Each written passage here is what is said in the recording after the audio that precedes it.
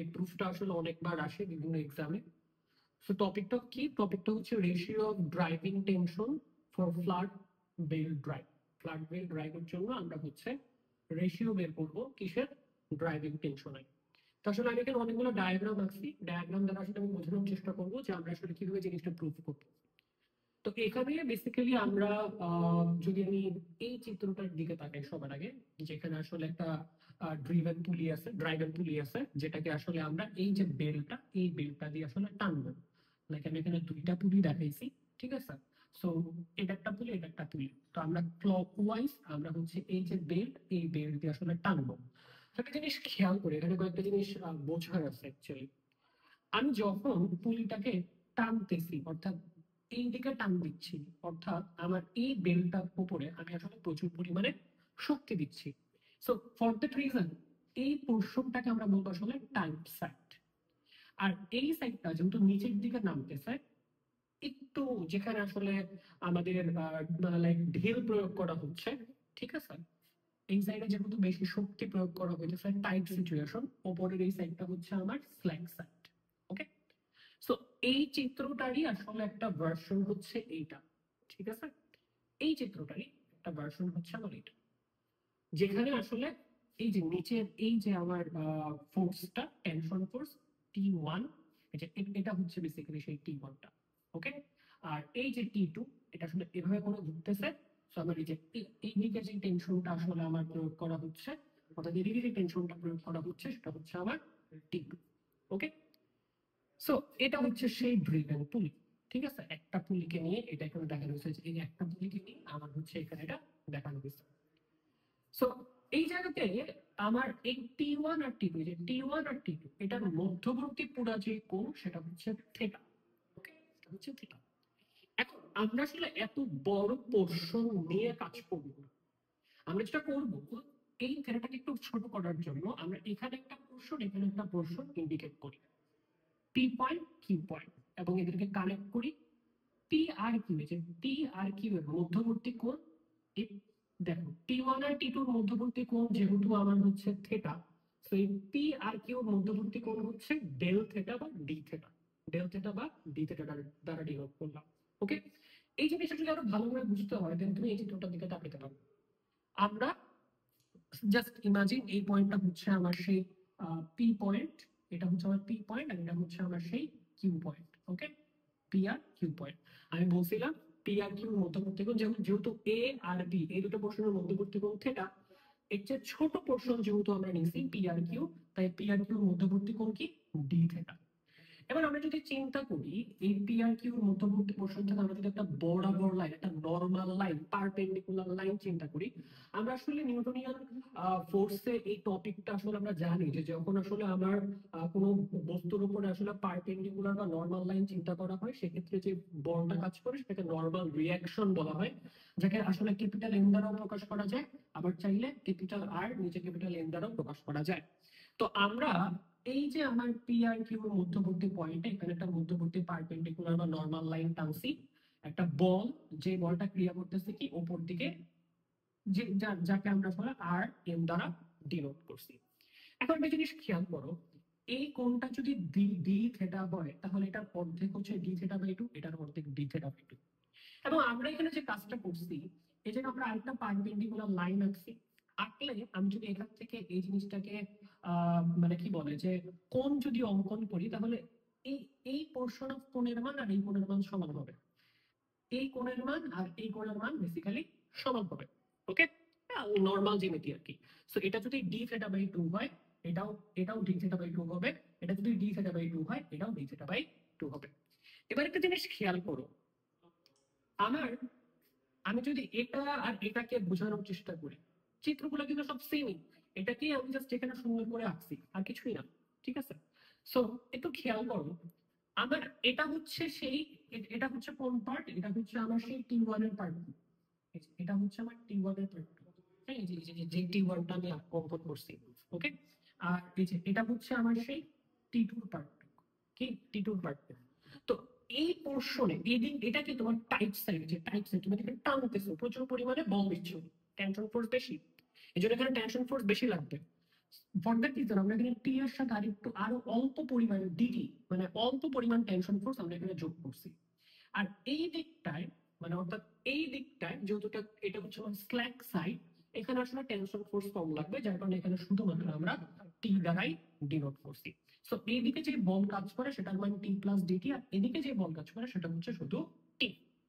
এবার যদি আমরা আমরা জানি বল একটা ভেক্টর রাশি, আমরা যদি ভেক্টর রাশির কম্পোনেন্ট গুলো অঙ্কন করি, এই দিক বরাবর, এই যে দেখো এই দিক বরাবর টি প্লাস ডিটি কাজ করার কারণে এটার দুইটা কম্পোনেন্ট থাকবে, একটা কম্পোনেন্ট এই দিকে, একটা কম্পোনেন্ট সোজা এইদিকে। এইদিকে যে কম্পোনেন্ট যেহেতু এদিকে থিটা রয়েছে, এদিকে কম্পোনেন্টটা বলা হবে T plus DT cos d theta by 2, ঠিক আছে, ওর দিকের কম্পোনেন্ট। আর নিচের দিককার কম্পোনেন্ট হবে T plus dt sine d theta by 2।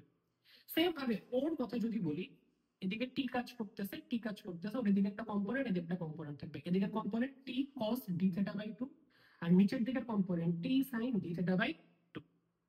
এখন একটা জিনিস খেয়াল করো, সবই বুঝলাম, তুমি এদিকে যখন পুলটাকে টানতেছো একটা ফ্রিকশন বল তুমি এদিকে টেনে নিয়ে আসতেছো, তাহলে এটার অপোজিট ডাইরেকশন একটা ফ্রিকশন বল কাজ করবে, যেটা অবশ্যই একটা কাইনেটিক ফ্রিকশন বল, এফ কে দ্বারা প্রকাশ করতে পারো বা এফ আর দ্বারা প্রকাশ করতে পারো। এই যে আর আমরা জানি এটার মান কি, এটার মান হচ্ছে আমার মিউ বা মিউ আর, তাই না, এই যে মিউ আর আমি এখানে লেখা রাখছি, ঠিক আছে।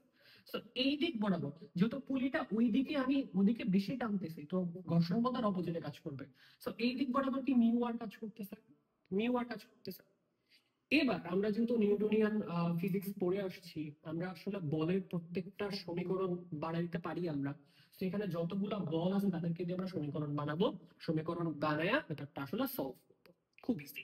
তার আগে কিছু ব্যাখ্যা লিখছি আমি এখানে, যে টি ওয়ান দ্বারা কি ডিনোট করতেছে, টেনশন ইন বের অন দা টাইট সাইডে টেনশন ফোর্স, টি টু হচ্ছে স্ল্যাক সাইডে টেনশন ফোর্স, সেটা হচ্ছে angle of contact.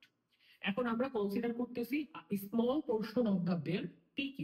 The belt PQ is in equilibrium under following forces. এই PQ ইকুইলিব্রিয়ামে থাকবে কোন কোন ফোর্সেস কাজ করলে, এই যে যতগুলো ফোর্সেস আছে এই ফোর্সেসের সমীকরণগুলো আমরা দেখাবো এবং ইকুইলিব্রিয়ামে আছে এটা হচ্ছে আমরা বেসিক্যালি দেখিয়ে আমরা আসলে সমীকরণগুলো বানাবো এবং হচ্ছে পুরো প্রুফটা আসলে সমাধান করবো।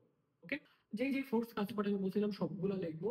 টেনশন টি ফোর্সটা কাজ করে পি পজিশনে, অ্যাকচুয়ালি আমি বলছিলাম এটা পি পজিশন, টি কাজ করে। Tension T plus del T by ডিডি যেটাই হোক কিউ পজিশনে কাজ করে, এটা আমরা মেনশন করছিলাম, কিউ পজিশনে কাজ করে। নরমাল রিঅ্যাকশন আর এন কাজ করতেছে উপর দিকে, ফ্রিকশনাল ফোর্স কাজ করতেছে এফ কে, কাইনেটিক ফ্রিকশন যেটার সূত্র হচ্ছে মিউ ইনটু আবার নরমাল রিঅ্যাকশন। ওকে, সো যেটা কিনা এই দিকে কাজ করতেছে।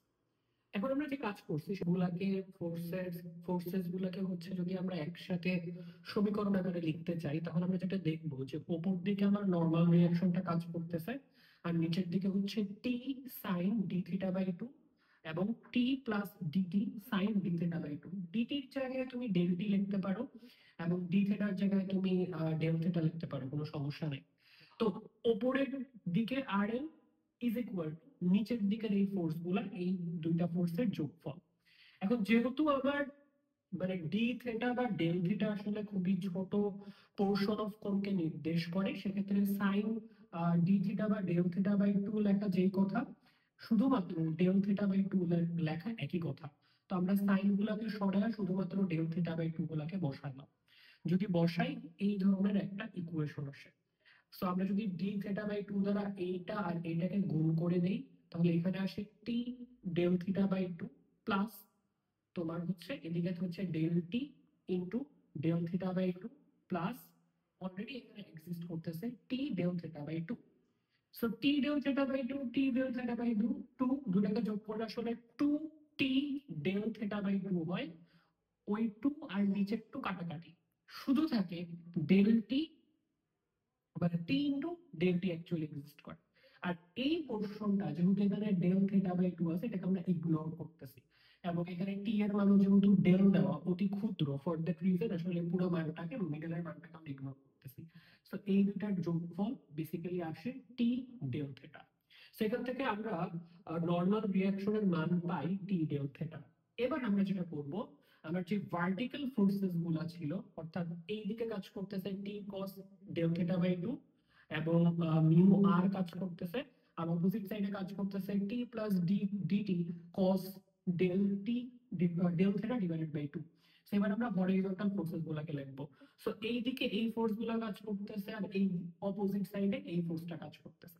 সো আমরা একটা কাজ করতে পারি, সেটা হচ্ছে আমরা যদি এই পাশের ফোর্সটাকে পজিটিভ ধরি, ঠিক আছে, বেসিক্যালি দেখো এই দুইটা মিলে মানে নরমালি কি এই দুইটা এদিকে কাজ করতেছে আর এই ফোর্সটা এদিকে কাজ করতেছে, তো ইকুইলিব্রিয়ামে যদি যেতে হয় তাহলে এই দুটার যোগফল ইজ ইকুয়াল টু কেটা হবে, তাই না? এই দুটার যোগফল কেটার সমান হবে। সো আমি যেটা লিখতে পারি mu R plus T cos del theta by 2 is equal to T plus DT cos del theta by 2। তো আমরা যদি T cos del theta by 2 কে সমীকরণের অপোজিট সাইডে নিয়ে যাই তাহলে এটা থেকে মাইনাস চলে আসবে। সো এই কাজটা বেসিক্যালি আমরা এখানে করছি। আমরা যেটা করছি মিউ আর বা আর এন যেটাই হোক normal reaction is equal two, মানে বেসিক্যালি দেখো এটা কিন্তু এই পাশে ছিল যোগাকারে ছিল, তাই না? কারণ এটা আর এটার যোগফল কি এটার সমান, এই দুটার যোগফল কি এটার সমান। সো এটাকে জাস্ট আমরা ওই পাশে পাঠিয়ে দিছি। সো যেটা হয় আমরা আসলে এটা বিয়োগ এটা হয়। ওকে, সো এটা এখানে লেখা হয়েছে। এর আগে আমরা আসলে যেটা লিখছিলাম যে সাইন ডেল থিটা বাই 2 যেই কথা, ডেল থিটা বাই 2 লেখা একই কথা।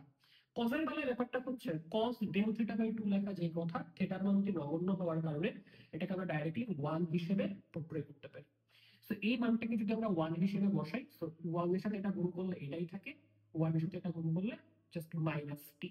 সো আমরা যদি মাইনাসটা উঠাই দিই এখানে প্লাসের টি মাইনাসের টি কাটাকাটি যাবে, শুধু থাকবে কি ডেল টি। তাহলে আমার normal reaction is equal to কি হয় ডেল টি বাই নিউ হবে। এই যে normal reaction is equal to কি ডেল টি বাই নিউ, এটা 4 নং সমীকরণ। সো এই নরমাল রিঅ্যাকশন এই সমীকরণ দুটাকে আমরা সমান সমান লিখতে পারি, কারণ দুই জায়গাতেই নরমাল রিঅ্যাকশনের মান আমরা বের করছি।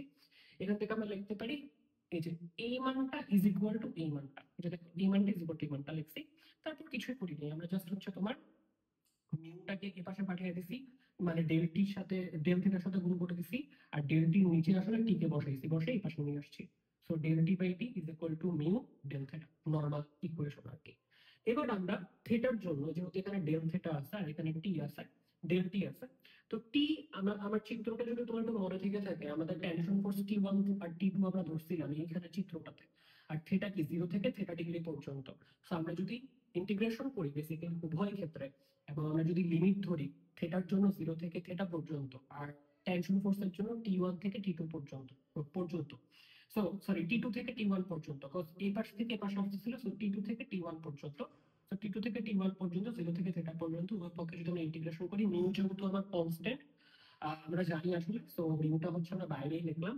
সো এখানে ইন্টিগ্রেশন করলে আসলে যেটা আসবে সেটা হচ্ছে তোমার লন টি1 বাই টি2 আসবে। আর এখানে থিটার ইন্টিগ্রেশন বেসিক্যালি আমার ডেল থিটার ইন্টিগ্রেশন আসলে থিটাই আসবে, মানগুলো বসাইলে আর কি। ওকে, আর এখানে মানগুলো বসালে কি আসবে টি2 বাই টি1 আসবে। সো লন কে যদি উঠাইতে চাই তাহলে আমার উভয় পক্ষে কি এক্সপোনেনশিয়াল দ্বারা গুণ করা লাগবে, কারণ আমরা জানি যে মানে এক্সপোনেনশিয়াল কে ভিত্তিতে নিয়ে আসতে হবে, কারণ আমরা জানি এক্সপোনেনশিয়াল এবং লন দুটাকে ক্যান্সেল আউট করে। সো আমরা যদি এক্সপোনেনশিয়াল দ্বারা ক্যান্সেল আউট করি তাহলে এখান থেকে লন চলে যাবে আর এই পাশে ভিত্তি হিসেবে এক্সপোনেনশিয়াল চলে আসবে। So that's the proof actually, এটাই আসলে মূলত আমার ratio of driving tension for flat belt drive. Okay, so that's the proof. এটা হুবহু লিখলে আসলে পুরো নাম্বার পাওয়া যাবে ইনশাআল্লাহ।